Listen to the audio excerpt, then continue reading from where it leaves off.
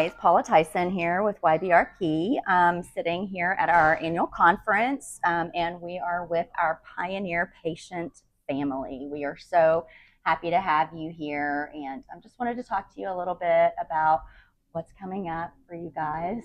Something very, very big. Let me explain to everyone that the way this process worked is a clinician submits an application to n-Lorem, and then n-Lorem accepts it. And then the clinician approaches the family about, do you want to do this, correct? So an application was submitted for your daughter, Rosie. And can you tell us, once they came to you about that, what led you to consider actually participating in the trial for Rosie?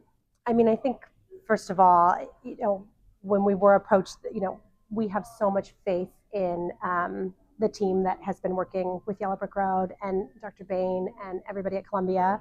And you just have to have that faith and know that these people are coming to you because they have your kid's best interest at heart. They want what's best for you. They want what's best for the community. And so I think having that just baseline trust and communication, and someone who has known Rosie since her very early days of our diagnosis, I think was helpful to even begin to think about, okay, are we going to do this? Just knowing who it was coming from. Yeah, I would echo everything you just said. It was really because of the people that were involved and the comfort level that we had that we would ever consider doing something like that. And we at the YBRP have also come to just really trust this team that we put together, because that's definitely part of our process. We have a process of vetting everyone that we collaborate with to ensure that they really have the best interest of our patients at heart. So we have every confidence in the network that we formed, and I'm glad that you feel that confidence too. And that's to say everything about n-Lorem too, like kind of best in the business, right? And they have an unbelievable pedigree. So it's just, again, it makes you feel safe. Do something that's frankly pretty scary. Yeah, exactly. It's, we've talked about how it's wonderful and it gives so much hope, but there's also this other side to it, that people, need to understand. It's a big thing to go first, so we are so thankful, and want you to know that our community supports you fully and just wants to wrap you in love through this whole process. We feel that. We feel that. Sure. Yeah. Absolutely, for sure.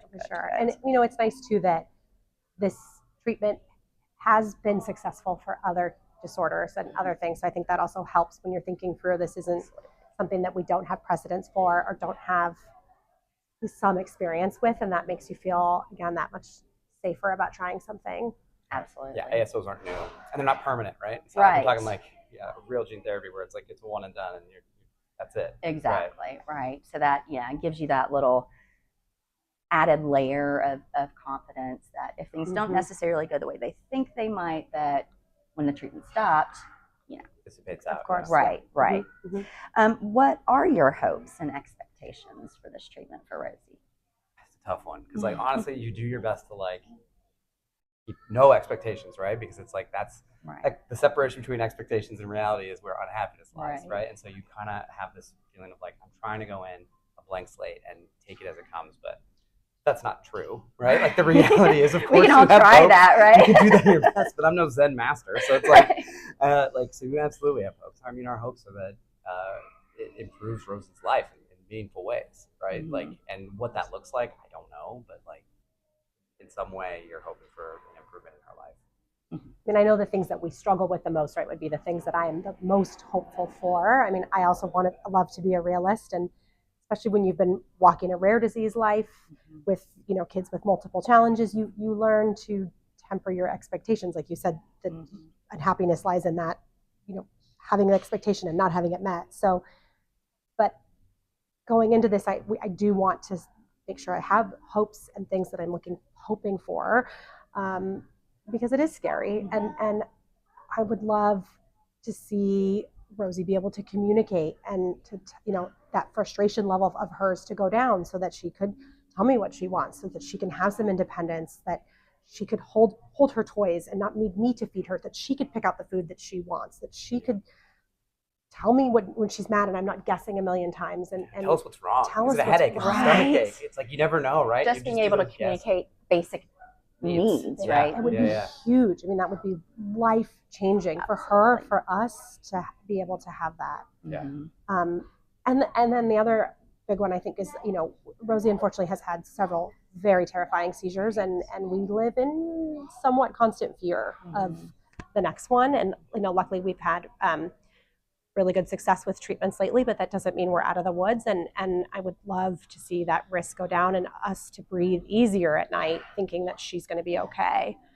Yeah, every time to that sleep through the night. Yeah. Right? Yes. Yeah. Yes, because there's so much that our children deal with, every day that, they have their own anxiety, and we're trying to provide the best life for them that we can, but it's really difficult, Yeah.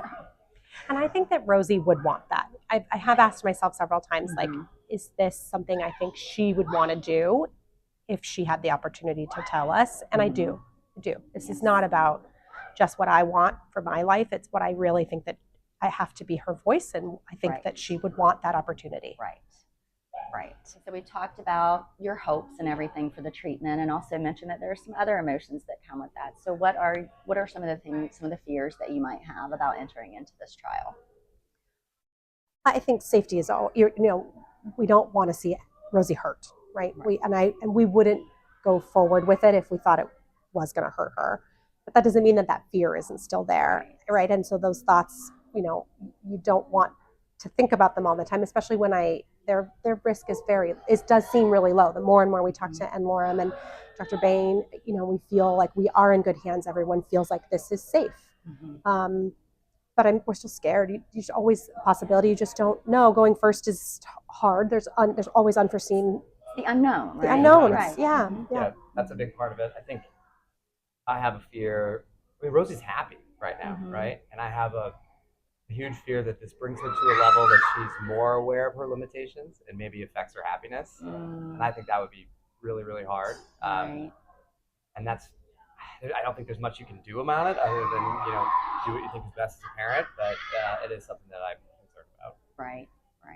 Although at the same time, I think she is happy as long as we keep her in her very protected bubble. Totally. We talk about that all the time, and right? so it's sometimes easy for us to feel like she's happy, but that's because we control everything and keep it all. And as soon as we have to step outside that, it is hard for her. You can see often the frustration, and the anxiety, or just navigating, not being able to do things that other kids can do. So I'm trying to balance that fear with but it's not always happiness for her. It's not. Yeah. And so there is that real fear that it does bring more awareness, and maybe is it just going to open a different set of challenges? Right. Yeah.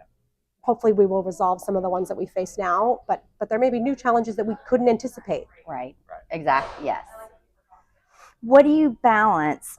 How do you balance hope and realistic expectations regarding the trials? And you have to have hope, right? Like you wouldn't do any of this if you didn't have hope. Exactly. We wouldn't be here if we didn't have hope, right? Right. And so it's, I think by nature, we're both pretty optimistic about this and about the trial and just sort of in general.